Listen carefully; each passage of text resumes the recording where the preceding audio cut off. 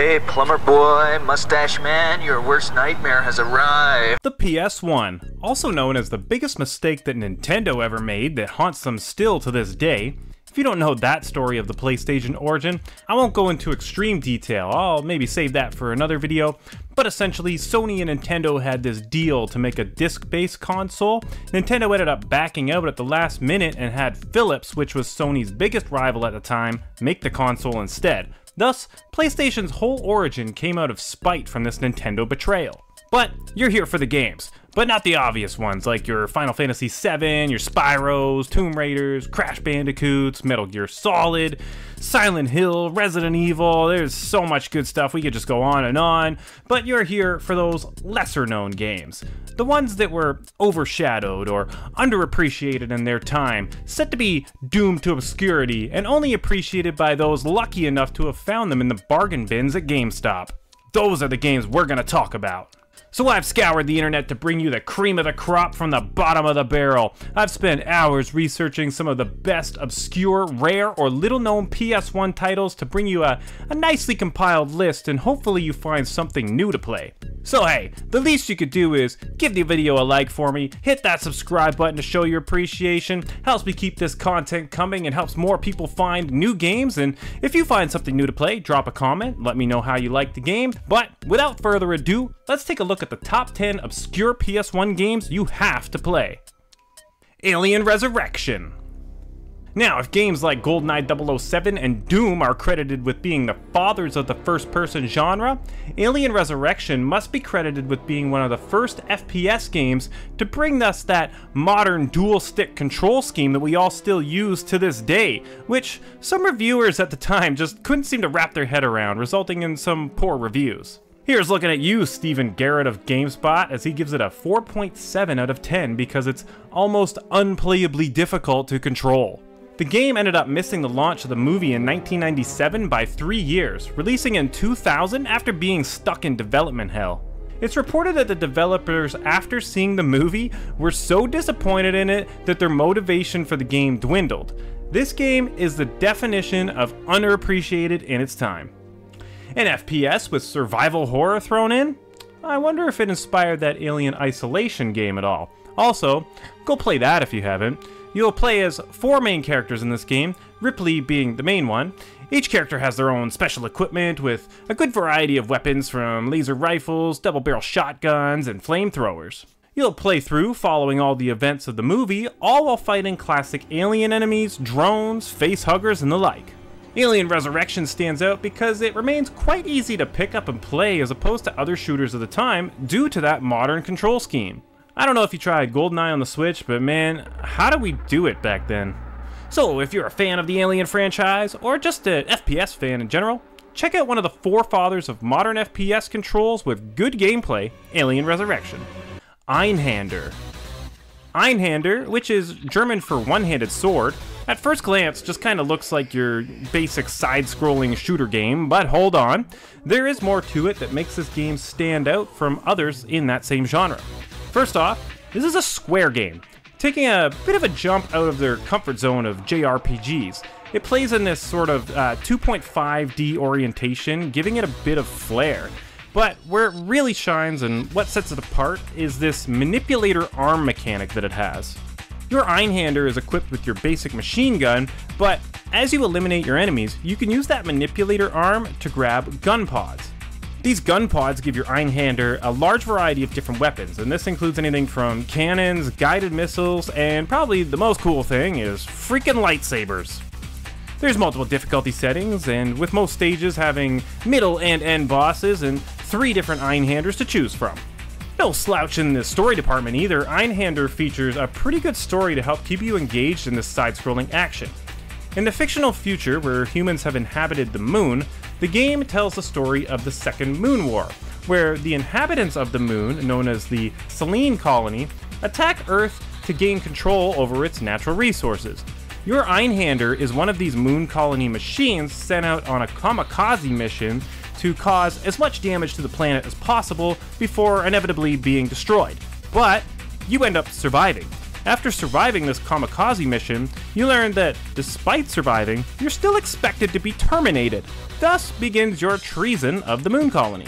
Featuring fully pre-rendered cutscenes throughout to help drive the narrative, Einhander features intense gameplay with a unique arm mechanic guaranteed to satisfy any side-scrolling shoot-'em-up fan. Kula World. You've heard of Super Monkey Ball? Well, meet its dad. Just no monkeys. Known as Rollaway in North America, Kula World was released in 1998 and plays as a puzzle game where you control a beach ball. The plot revolves around your mother ball, who was mercilessly slaughtered in front of you as a child by the evil Cube Nation. Nah, I'm just kidding. Actually, there's actually no plot here. But what makes this game so unique and cool is its use of physics. Impressive for the PS1 especially. Unlike in Super Monkey Ball, where if you roll too close to the edge, you're gonna fall off. In this game, gravity shifts, and you'll now be rolling on the side or the bottom of the object. This allows for the creation of some incredibly challenging puzzle mechanics outside of the, simply not trying to roll off the edge on tight platforms like in Super Monkey Ball. Though I consider myself a Monkey Ball enjoyer, there's nothing wrong with that. Various obstacles are introduced as you progress through the level, such as spikes and lasers and fire, as you try to collect keys to progress, and you collect treasures and fruits to increase your score. Kula World / Rollaway shows off some of the most impressive physics and puzzles on the PS1 and holds up really well, as it's received positive reviews back then, but in modern day it's actually described, a lot of people say it kind of feels like a modern indie game. So if you're a puzzle enjoyer or a Monkey Ball fan, you'll like Kula World. Future Cop LAPD. Future Cop LAPD is a third-person shooter developed by EA Redwood Shores, who is now known as Visceral Games. It was actually supposed to be originally part of the Strike series of helicopter games. So let's take a look at what makes Future Cop LAPD so good and why it holds up today as a must-play for the PS1. Upon release, it received generally favorable reviews actually, and is remembered fondly by those who had played it. It features excellent controls and a fast-paced third-person action where you'll be blowing things up left, right, and center, making use of the entire controller. Some things on the controller even require multiple buttons to activate. They spared no expense on using this controller. They definitely were ambitious with everything they wanted that mech to do. You'll assume the role of a pilot for an X1 Alpha police mech that is designed to fight the crime wars in LA of 2098. There are two main modes of play, the Crime War and the Precinct Assault, which can both be played in two-player mode, which is pretty cool. Precinct Assault mode is considered an early version of the MOBA genre by some, where you battle in an arena with a single base and try and capture turrets and outposts across the map. You must then try and defeat your opponents by purchasing hover tanks and breaching your opponent's base. The Crime War mode functions as the story mode to the game.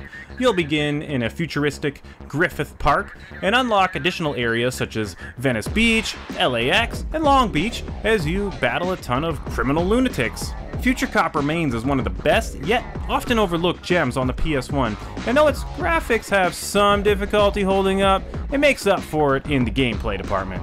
Alundra.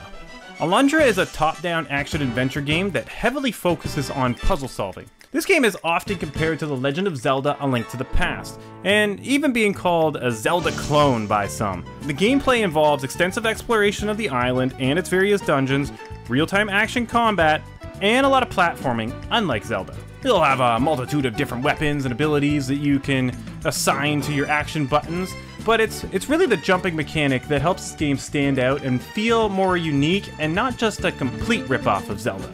That jumping mechanic alone allows for so much more creativity in the puzzles presented, and Alundra is often praised for how excellent its puzzles actually are. Then there are the bosses. Each is fought in its own unique way and really breaks up the puzzles and the basic enemies. Each boss fight feels like something special is happening, like a big event. No slouch in the story department either. This game delves into a lot of heavy topics like clinical depression, death, fate, religion, and even the meaning of human existence, which helps give it a more mature feeling than a lot of games that it gets compared to, like Zelda. The silent protagonist, Alundra, learns that he has the power to enter people's dreams, and due to a recurring dream that he has, sets out for the island of Ainoa to save its inhabitants. He is then shipwrecked on this journey, washing up on the shores of Iona to find that most of his crew is now dead, thus beginning Alundra's journey. Alundra did receive a sequel, but it kind of sucked, and they tried to enter this sort of 3D space, and it lost the charm of what makes Alundra really great. So if you are a fan of those 2D Zelda games, and I mean, who isn't, Alundra will satisfy that itch for something new, so definitely check this out. We're now halfway through the list. Hopefully one of these games has piqued your interest. If not, one of these next ones is guaranteed to go into your backlog. But before we get into the rest of the video, don't forget to hit that like button, subscribe, so I can keep the content of good old games flowing. Let's get right into the next one. Tecmo's Deception.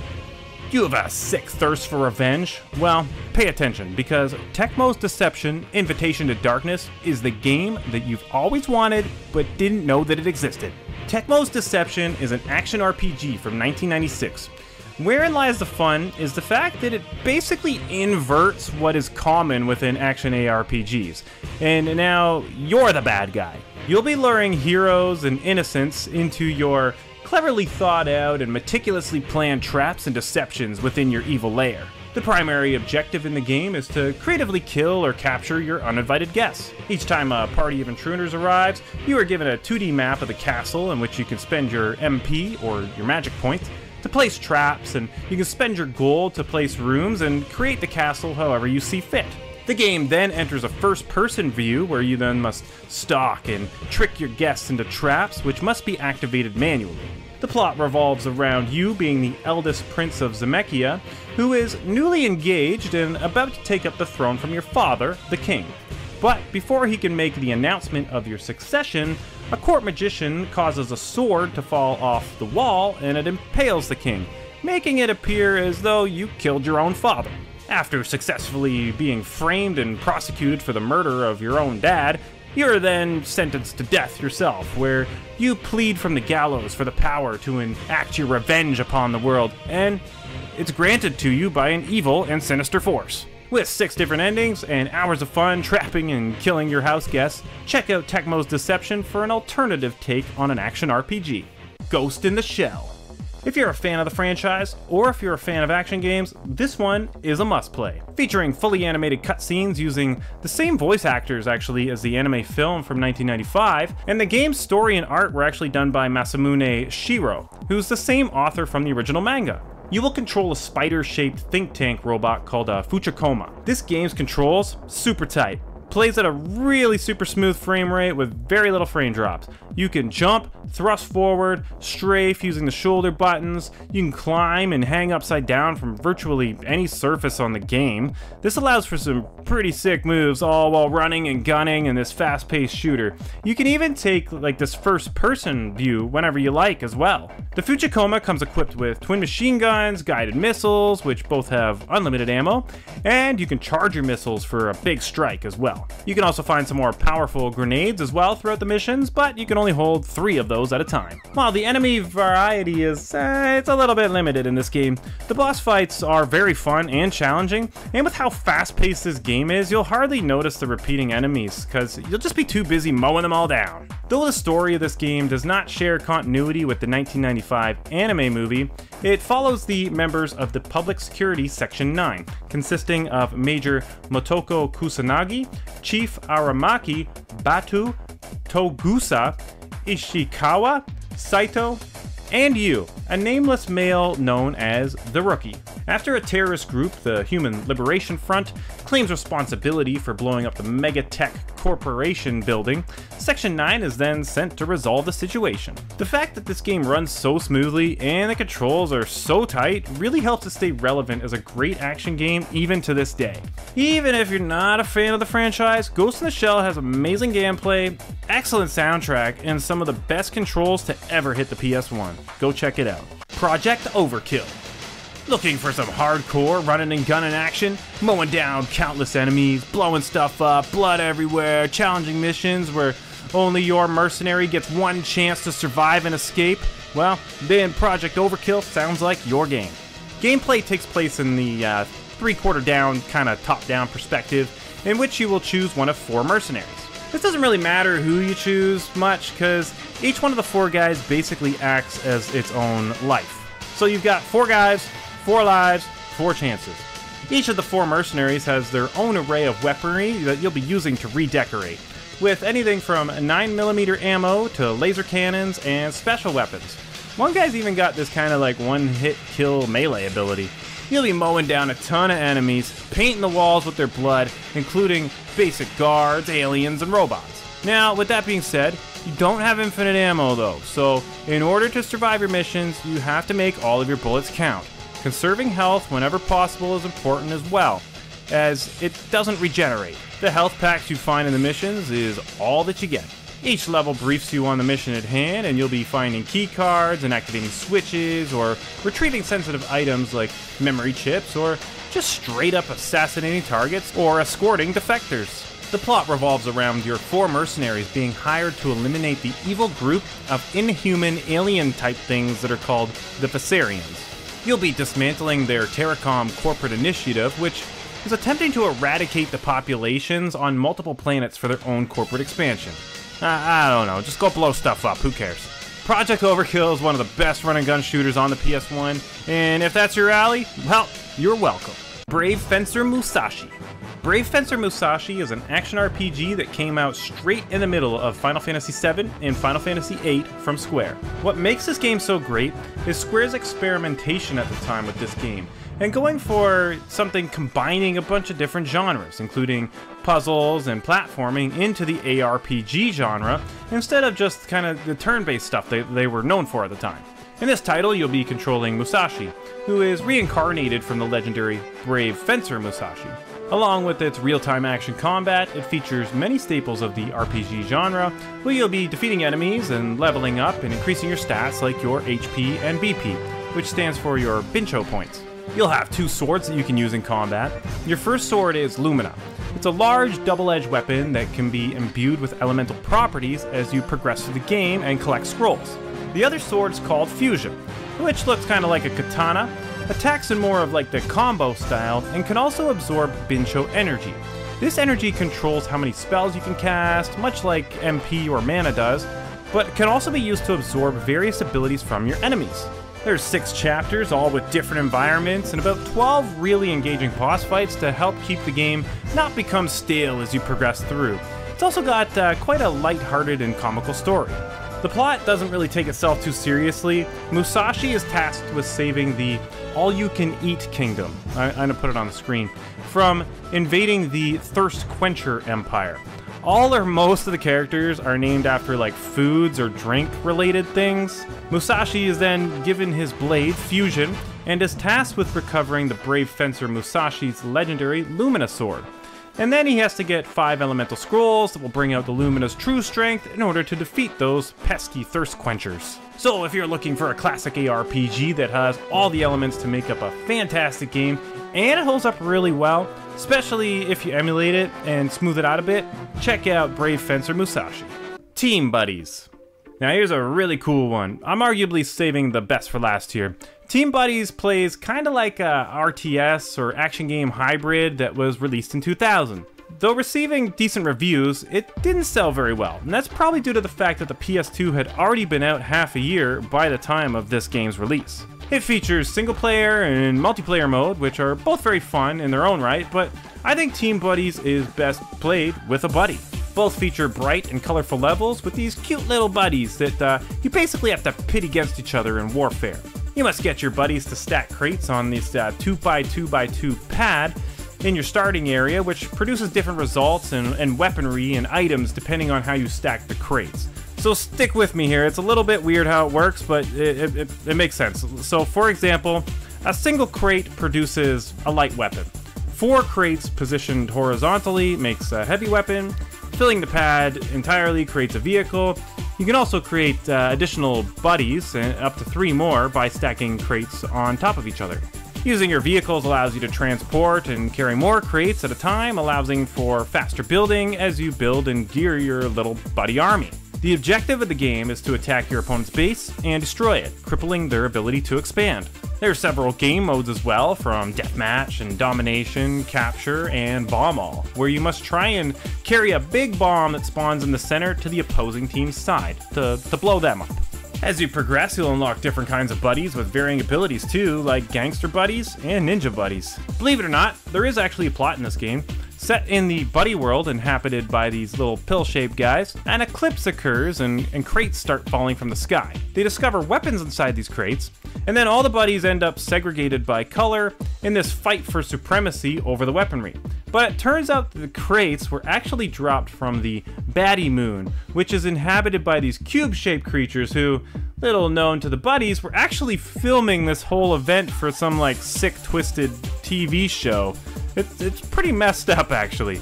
But if you're looking for a sweet party game that's fun, even in its single player, look no further than Team Buddies. It's sure to keep you and your friends laughing for hours. And that concludes my list for the top 10 obscure PS1 games that you have to play. As always, I hope you found at least one new game to try, and if you did, let me know down below which one you're gonna play. And then come back and let me know how you enjoyed that game. Do me and the others a solid by liking and subscribing for the algorithm to help more people find these good games. And in case you missed the last video, I'll leave it up here on the screen. Let me know which console I should cover next down below. Thank you very much for watching, and I'll catch you in the next video. Have a good one.